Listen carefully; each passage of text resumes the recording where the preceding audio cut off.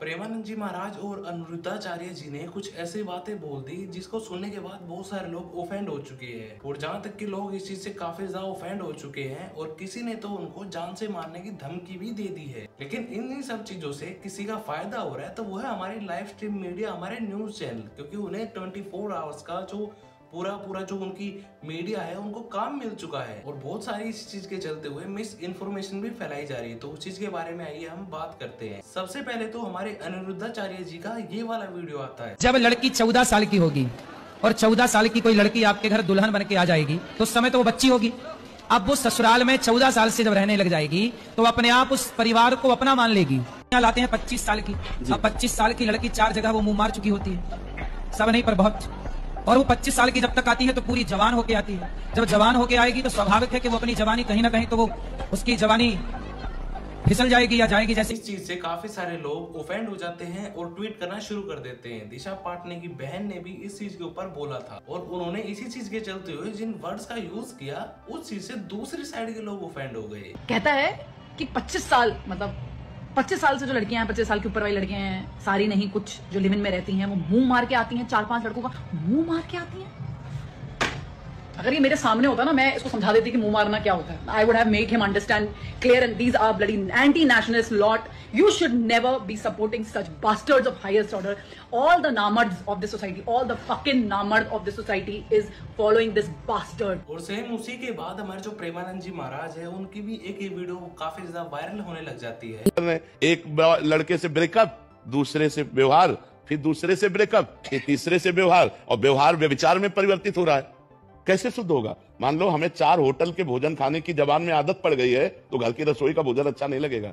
जब 4 पुरुष से मिलने की आदत पड़ गई है तो एक पति को स्वीकार करने की हिम्मत उसमें नहीं रह जाएगी। ये लिव इन रिलेशन क्या है? गंदगी का खजाना, गंदगी का खजाना। और बहुत सारे जो लोग थे वो दिशा पटानी की बहन यानी कि खुशबू की जो वीडियो थी उसको इससे अटैच करने लग जाते हैं, जहाँ पे ये मिस इन्फॉर्मेशन फैलने लग जाती है कि वो ये सारे वर्ड प्रेमानंद जी महाराज के लिए यूज कर रही थी। जहाँ पर जो हमारे प्रेमानंद जी महाराज थे उनकी वीडियो बाद में वायरल हुई थी, और उनका जो स्टेटमेंट था वो पहले ही आ चुका था हमारे अनिरुद्धाचार्य जी के लिए। इनके बारे में हम बाद में बात करेंगे, लेकिन जहाँ पर हम बात कर लेते हैं पहले हमारे प्रेमानंद जी महाराज के बारे में, जहाँ पर किसी को ये सारी कंट्रोवर्सी काफी ज्यादा पसंद आने लग गई थी, और उसी ने इसी वीडियो को क्रॉप करके ऐसा इंस्टा पे, ऐसा किसी भी सोशल मीडिया प्लेटफॉर्म पे डाल दिया, और जहाँ पर उन्होंने सिंगल लड़की को ही नहीं बल्कि लड़के और लड़की दोनों को ही बोला था। और जहाँ पर किसी का एक क्वेश्चन था कि आजकल जो शादियां वो चल क्यों नहीं रही है, तो जहाँ पर उन्होंने ये बात बोली थी कि आज के टाइम में लोगों के मल्टीपल रिलेशनशिप होते हैं,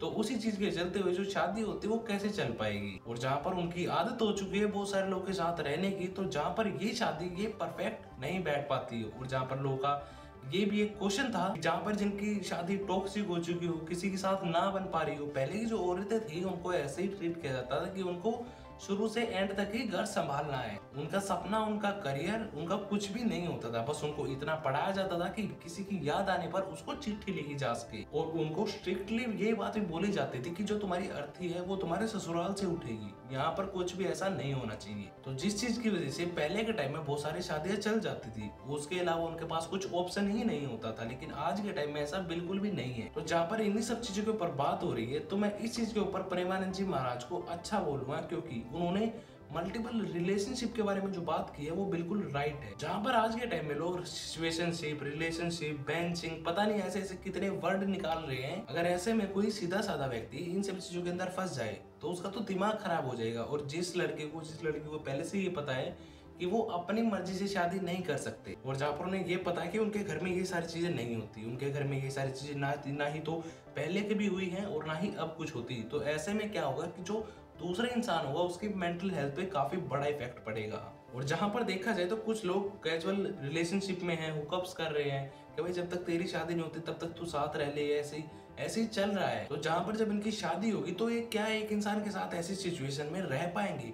क्या जो लोग सिचुएशनशिप में कंफ्यूज होके बैठे हुए हैं, क्या वो शादी करने के बाद एकदम से ये चीज कर पाए कि हाँ मेरे को इसके साथ रहना है? और जहाँ पर लोगों को ये पता चल जाए कि मेरे को इसके साथ पूरी जिंदगी रहना है, तो ऐसे में हाई चांस नहीं होगा किसी को भी चीट करने के लिए। तो ऐसे में आप बोर भी हो सकते हो, क्योंकि शादी एक मूवी नहीं है कि उसमें हर टाइम आपके साथ अच्छा ही होता रहेगा। और जहाँ पर ये एक मूवी नहीं है कि तुम्हारे साथ हमेशा से अच्छा होगा, यहाँ पर लॉयल्टी और भी बहुत सारी चीजों के ऊपर काम करना पड़ता है। कभी तुम्हें सुनानी पड़ेगी किसी को और कभी कभी तुम्हें भी सुननी पड़ेगी। और इसी चीज के चलते हुए रिलेशनशिप, लिविंग डिपार्टमेंट और इन्हीं सब चीजों के ऊपर हमारे अनिरुद्धाचार्य जी ने ही बोला था। और जहाँ पर हमारी खुशबू, सॉरी हमारे नहीं, हमारी दिशा पटानी की बहन खुशबू, वो इस चीज के ऊपर क्या बोलती हैं, उनका भी एक बार आप ओपिनियन सुन लीजिए। एक दूसरे के घरों को, उससे बेटर अगर जो इंसान दिमाग लगा रहा है कि माँ बाप ने शादी शादी करके ड्रामा मार रखा है, उससे पहले मैं खुद जाके देख लूं भाई ठीक है ठीक नहीं है, उसमें क्या गलत है। और जहाँ पर देखा जाए तो इंडिया के अंदर भी ये सारी चीजें नहीं हो रही है। कुछ शहर है, कुछ जगह है जहाँ पर कुछ लोग ही इस तरह रह पा रहे हैं, और जो साथ में रह रहे हैं वो भी श्योर नहीं कि वो एक दूसरे के साथ लव में कमिटेड हैं या फिर नहीं। और आज के टाइम में जिनकी शादी हो चुकी है, जो मैरिड हैं, वो भी एक दूसरे से कमिटेड नहीं है। और आज के टाइम में तो कुछ ऐसे प्लेटफॉर्म भी बन चुके हैं, ऐसे डेटिंग एप्स भी बन चुके हैं जो सिर्फ और सिर्फ मैरिड लोगों के लिए ही हैं, और जो कि सिर्फ और सिर्फ अफेयर्स के लिए हैं, क्योंकि उनके ऊपर मिलियंस की भीड़ लगी हुई है। और जहां तक कि देखा जाए तो 50% जो लोग हैं वो इस चीज से भाई श्योर करते हैं कि वो अपने पार्टनर को चीट कर रहे हैं, उनका कहीं ना कहीं अफेयर है। तो जहां तक कि देखा जाए तो वो मल्टीपल रिलेशनशिप के बारे में बिल्कुल सही बोल रहे हैं, बिल्कुल राइट बोल रहे हैं। और जहां तक कि लिव इन की बात की जाए तो दुनिया के अंदर ऐसा कोई भी रिलेशनशिप नहीं होगा जहां पर इस चीज को सही माना जाता हो। क्योंकि जहां तक देखा जाए, तुम किसी से शादी कर रहे हो तो ऐसा उसको एक कमिटेड दे रहे हो कि हाँ भाई मैं तेरे से प्यार करता हूँ, तो दैट्स इट।